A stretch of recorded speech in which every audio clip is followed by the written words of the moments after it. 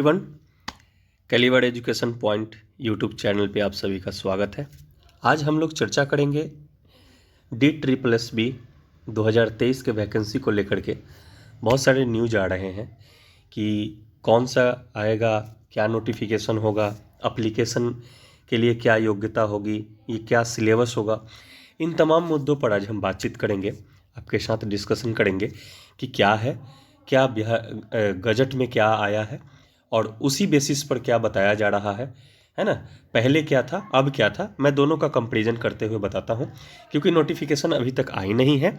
तो इसके बारे में जो है वो कब डेट आएगा, क्या है, उन तमाम मुद्दों पे आज बातचीत करेंगे। ठीक है, तो नोटिफिकेशन को लेकर के जो बातचीत आती है उसके बारे में थोड़ा सा जानेंगे हम लोग कि क्या है।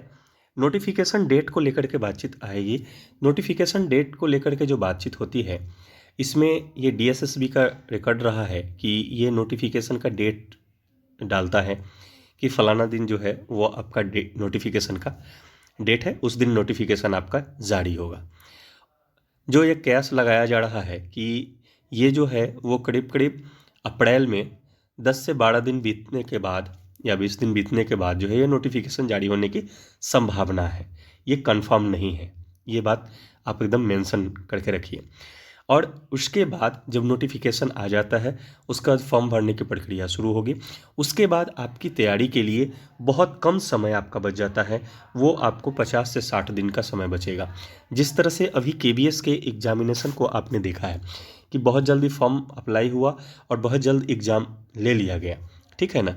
तो यहाँ पे जो उसी तर्ज पे ये भी किया जा रहा है कि यहाँ पे जो एग्ज़ामिनेशन का अप्लाई होगा उसके बाद एग्ज़ामिनेशन का जो समय होगा वो इसी ड्यूरेशन में होगा। मोटा मोटी आपको 2 से 3 महीने का समय जो है वो आपको मिलेगा तैयारी के लिए। ठीक है, अब आते हैं आगे के बारे में चर्चा करते हैं। योग्यता को लेकर के है कि क्या एलिजिबिलिटी है, इसको लेकर के बातचीत करते हैं।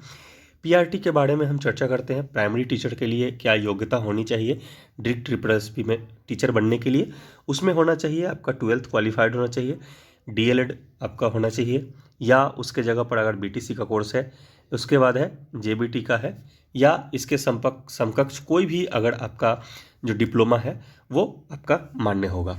एक दूसरा कंडीशन इसमें यह है कि या आपने ग्रेजुएट किसी भी सब्जेक्ट्स किया है, BA किया है, BSc किया है, BCom किया है ना, उसके साथ आपका B.Ed है, तो भी वो जो है वो प्राइमरी के लिए जो है वो मान्य है। ठीक है, तो प्राइमरी में जो है इसको B.Ed वाले को जो है वो मान्यता दिया है।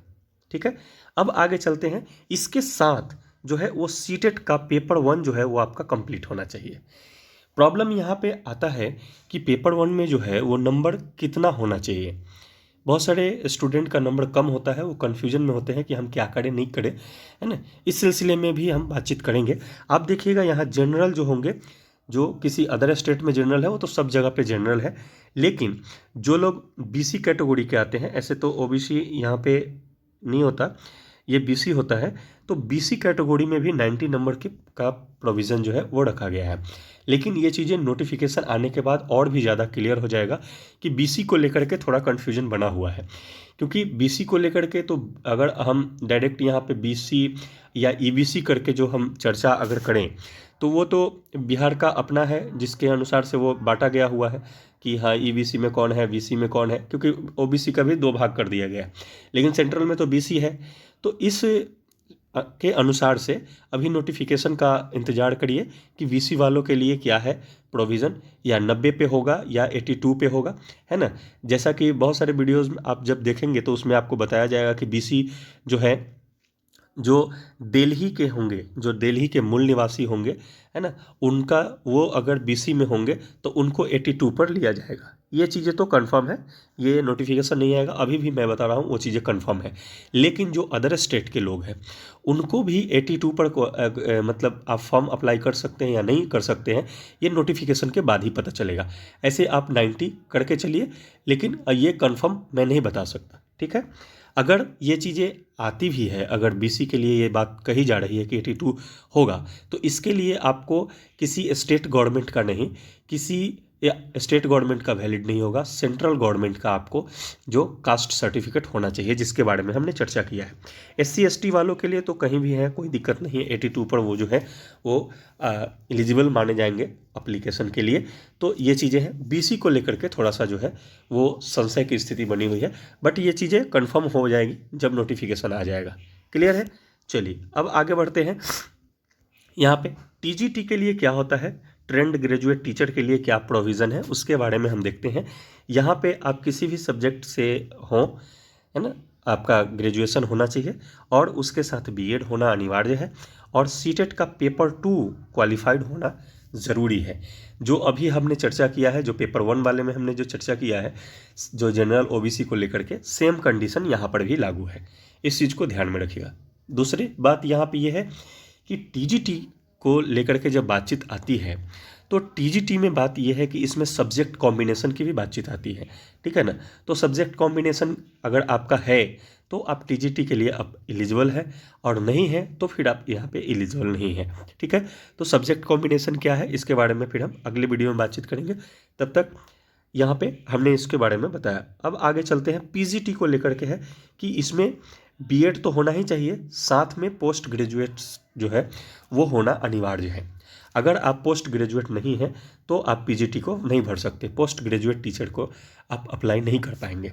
ठीक है? तो ये होना अनिवार्य है। इसके लिए कोई CTET के बारे में किसी किसी वीडियोज़ में आप देखेंगे, उसमें बताया जा रहा है कि पेपर 2 क्वालिफाइड होना चाहिए, बट मुझे ऐसा नहीं लगता है कि पेपर 2 जो है वो PGT को जो है वो मतलब ऐसा कर रहा है कि PGT भी उसके अंदर आता है। ऐसा कुछ नहीं है।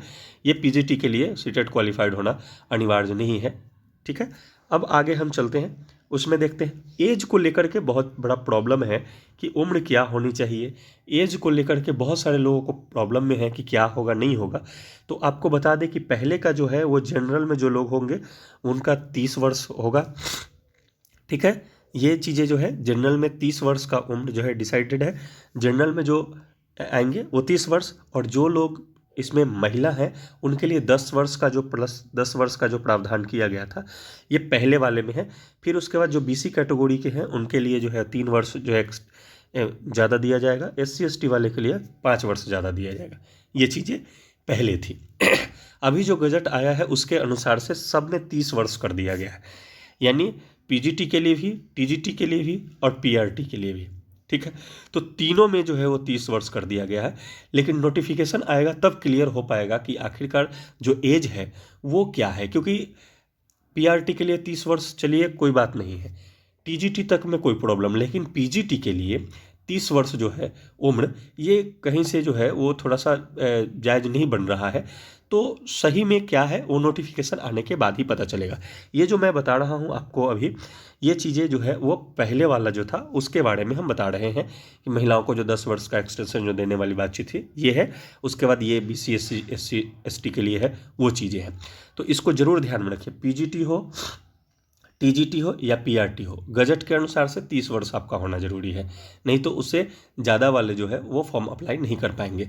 लेकिन इसका नोटिफिकेशन आने के बाद ही पता चलेगा कि क्या है, क्योंकि PRT के लिए 30 वर्ष चलिए सही है, लेकिन और जो TGT है उसमें भी थोड़ा बहुत चल सकता है, 32 वर्ष तक चलेगा। लेकिन जो है वो अगर PGT को लेकर के जो बातचीत की जा रही है वो 30 वर्ष तक ये कहीं से जो है वो जायज़ नहीं बन रहा है। अब इसका क्या प्रावधान है ये चीज़ें नोटिफिकेशन आने के बाद ही क्लियर होगी, क्योंकि बहुत सारे यूट्यूबर बता रहे हैं कि ये होना चाहिए। मैं उन लोगों को गलत नहीं ठहरा रहा, मैं ये बताना चाह रहा हूँ कि नोटिफिकेशन जब तक नहीं आती ये क्लियर हम नहीं कर पाते। क्लियर है? चलिए तो आगे बढ़ते हैं। आगे हम चलते हैं, सिलेबस को लेकर के जो बातचीत है थोड़ा सा उस पर थोड़ा चर्चा करें। ठीक है? तो सिलेबस में है, PRT के सिलेबस में है प्राइमरी टीचर के लिए, ये जो सिलेबस है वो 2 पार्ट में है। पार्ट 1 जो है वो 100 मार्क्स का होगा, पार्ट 2 जो होगा वो भी आपका 100 मार्क्स का होगा। ठीक है? अब आइए आगे। जो पार्ट A है उसमें आपका पूछा जाएगा GK GS से, है ना। करेंट जो होना चाहिए वो कम से कम 6 महीने का जो होना चाहिए वो प्रिपेयर होना चाहिए। ठीक है? 6 महीने का। तो ये जो आपका है वो 20 नंबर का पूछा जाएगा। मैथमेटिक्स भी आपका जो होगा 20 नंबर का। एक बात और भी आप ध्यान में रखें, अभी जो आप PRT जो दिए हैं आप KVS का, उससे कंपेयर करके इसकी तैयारी ना करें।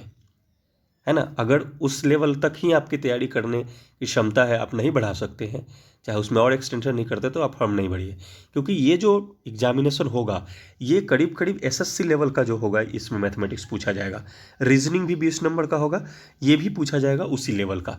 तो इसके लिए पहले से पूरी तरह से प्रिपेयर हो ले, माइंड मेकअप कर ले कि ये चीज़ें हो गई। लैंग्वेज को लेकर के भी बातचीत है, तो ये भी 20 नंबर का, ये भी 20 नंबर का होगा, है ना। ये सब चीज़ें जो होगी थोड़ी सी वास्ट पूछी जाएगी, है ना। उसके पीछे रीज़न यही है कि इसमें इंटरव्यू वाली बात नहीं है, ठीक है। जो भी आपका एग्जामिनेशन होगा वो आपका इसी तर्ज पे होगा। और ये पूरे 100 नंबर का जो एग्जामिनेशन हो रहा है ना, इसमें एक कंडीशन और है कि कम से कम ये 100 नंबर का जो एग्जामिनेशन होगा इसमें कम से कम आपका 40% नंबर आना चाहिए, तब जाके आपका पार्ट बी जो है, जो सब्जेक्ट स्पेसिफिक होता है, वो चेक किया जाएगा। अगर इसमें 40% से कम नंबर आ गया तो आपका पार्ट बी जो है वो चेक नहीं होगा। इस चीज़ को एकदम ध्यान में रख करके चलिए, ठीक है। निगेटिव मार्किंग है कि नहीं उसके बारे में हम आगे चर्चा करेंगे, ठीक है ना। इसमें निगेटिव मार्किंग है, ठीक है। तो आगे चलते हैं हम इसके पार्ट बी के बारे में। पार्ट बी में 100 नंबर का क्वेश्चन पूछा जाएगा और इस 100 नंबर में आपका सीडीपी प्लस पेडागोगी आपका होगा। ये लगभग जो है एनआईओएस का जो बुक है, जो सिलेबस है साइकोलॉजी का, वो पूरी तरह से अगर आप इसको अच्छे से पढ़ करके अगर इसको देते हैं तो यहाँ पे समस्या कम आने की संभावनाएं हैं। या यूँ कहें कि एनसीईआरटी का जो बुक है 11-12 का जो साइकोलॉजी का है, थोड़ा सा ऑनर्स बेसिस का भी अगर थोड़ा सा अध्ययन करते हैं तो लगभग समस्या आपका जो है सीडीपी और पेडागोगी को लेकर के जो है वो चीज़ें दूर हो जाएंगी। इसमें भी ये कंडीशन है कि आपको पेपर 2 क्वालिफाइड होने के लिए आपको 100 मार्क्स का 40% जो है वो नंबर लाना अनिवार्य है, तब आप क्वालिफाइड मांगे जाएंगे, ठीक है ना। कटअप में आएंगे कि नहीं वो दूसरी बात है, ये क्वालिफाइड होने के लिए आपको 40% नंबर की आवश्यकता है। अगर 40% से कम है तो बात ही खत्म है, अगर 40% से आगे है तो फिर कटअप के इंतजार कर सकते हैं, नहीं तो इससे कम है तो पहले ही खत्म है, ठीक है। तो इस चीज़ को बहुत अच्छे तरह से वीडियो को अच्छे से देखिए, समझिए, एक बार दो बार देखिए, अच्छे से समझिए, ताकि आप किसी भ्रम में जाकर के फॉर्म को अप्लाई ना करें। क्लियर है, आगे चलिए। उसके बाद हम आते हैं टीजीटी को लेकर के जो बातचीत है। टीजीटी में भी जो एक हम जो अभी पेपर 1 के बारे में, सॉरी पार्ट जो ए है, इसके बारे में जो हम बातचीत कर रहे हैं ये कॉमन है, ये सब में पूछा जाएगा। टीजीटी का एग्ज़ाम दे रहे हैं तब, पीआरटी का दे रहे हैं तब, पीजीटी का दे रहे हैं तब, ये कॉमन पेपर है, ये सब में पूछा जाएगा। टीजीटी हो, पीजीटी हो, पीआरटी हो, सब में, और सब में 40% लाना अनिवार्य है। अगर 40% नहीं लाते हैं तो आपका पार्ट बी जो है वो चेक नहीं होगा। ये सब में ये कंडीशन है, ठीक है। अब आइए हम आगे चलते हैं, टीजीटी के पार्ट बी के बारे में चलते हैं। पार्ट ए के बारे में हमने बता दिया कि कॉमन पार्ट था, उसको हमने बताया। अब आते हैं टीजीटी वाले में। टीजीटी वाले में जो है वो सब्जेक्ट स्पेसिफिक जो होगा उससे आपका 80 मार्क्स का क्वेश्चन पूछा जाएगा, ठीक है। और 20 मार्क्स का जो होगा उसका पेडागोगी पूछा जाएगा, ठीक है। 80, तो इसके लिए जो है वो आप, मैं जितना मुझे पता है उसके अनुसार से मैं बता रहा हूँ, ऐसे आप देख लीजिएगा, या जो भी सलाह मशवरा देने वाले लोग हैं, जो भी गाइडर है, उनसे आप बेहतरीन तरीके से गाइड ले सकते हैं, है ना। बहुत सारे कोर्सेस अवेलेबल है, आप उनको परचेज करके, समझ करके, देख करके तब आप उसको जो है परचेज करें, उनसे पढ़ें, है ना। क्योंकि रिजल्ट किनका किस तरह का रहा है, क्योंकि ये चीज़ें जो है वो थोड़ा सा टफ पड़ जाता है। केवीएस सबसे भी थोड़ा सा आगे, जैसा कि जिस तरह का इस बार का क्वेश्चन रहा है केवीएस का, तो मुझे ऐसा लगता है कि ये थोड़ा सा ज़्यादा टफ है, तो इसलिए सब देश समझ करके सब तब काम कीजिएगा। ये 80 नंबर का जो क्वेश्चन आपको पूछा जाएगा, ये कम से कम आपका 12th तक जो है वो एनसीईआरटी पूरी तरह से जो है वो कंप्लीट होना चाहिए, ठीक है। 12th लेवल तक का जो आपका सब्जेक्ट है उसके अनुसार से, ठीक है। और इसी बेसिस पर जो है वो आपके जो कभी क्वेश्चन गलत हो जाते हैं या क्या हो जाता है, तो इसी एनसीईआरटी के बेस पर जो है वो आपको चेक किया जाता है। इसके अनुसार से सही है तो सही, नहीं गलत है तो गलत हो जाता है ना। साइकोलॉजी को लेकर के बातचीत आती है तो एनआईओएस का जो बुक होता है उसको एक बेस मान करके फिर काम किया जाता है। क्लियर है। अब आगे हम चलते हैं। अब है चर्चा पीजीटी को लेकर के, थोड़ा सा चर्चा हो रही है। पीजीटी पोस्ट ग्रेजुएट में, इसमें भी वही बात है, 80 नंबर का क्वेश्चन जो है वो आपका पूछा जाएगा सब्जेक्ट से, और इसका लेवल कम से कम आपका जो होना चाहिए वो ग्रेजुएट लेवल तक का होना चाहिए। अच्छे से आप इसकी तैयारी अगर करते हैं तो आप बेहतर नंबर इसमें ला सकते हैं, और 20 नंबर जो हो जाएगा वो आपका पेडागोगी का पोर्शन होगा। ठीक है, तो ये चीज़ें जो है वो अच्छे से इसको बारीकी से अध्ययन करने की बातचीत है, क्योंकि ये DSSS वाली बातचीत है। इसमें बहुत बेहतरीन पेमेंट भी बनता है आपका, और एक उज्जवल भविष्य की कामना आप इसमें कर सकते हैं। आने वाले समय में किसी भी तरह के जो डियरलेंस अलाउंसेस का जो हम पर दबाव होता है, वो चीज़ें जो भी आप फ्रीडम होकर के आप आराम से इसको बेहतर लाइफ एक जो है वो देख सकते हैं, बेहतर सपना देख सकते हैं एक टीचिंग कैरियर में होते हुए भी। तो ये बहुत अच्छा जॉब है, इसके लिए प्रिपरेशन भी बहुत बेहतर करने की ज़रूरत है। अब आते हैं निगेटिव मार्किंग को लेकर के जो बातचीत आती है ना। तो निगेटिव मार्किंग को लेकर के जो बातचीत है उसमें आपका जो है 1/4, यानी कहने का मतलब ये है कि अगर आपका जो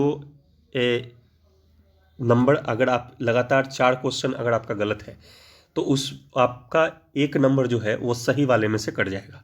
ठीक है, तो इसीलिए इसमें निगेटिव मार्किंग रखा गया है। नेक्स्ट वीडियो में, तब तक के लिए धन्यवाद।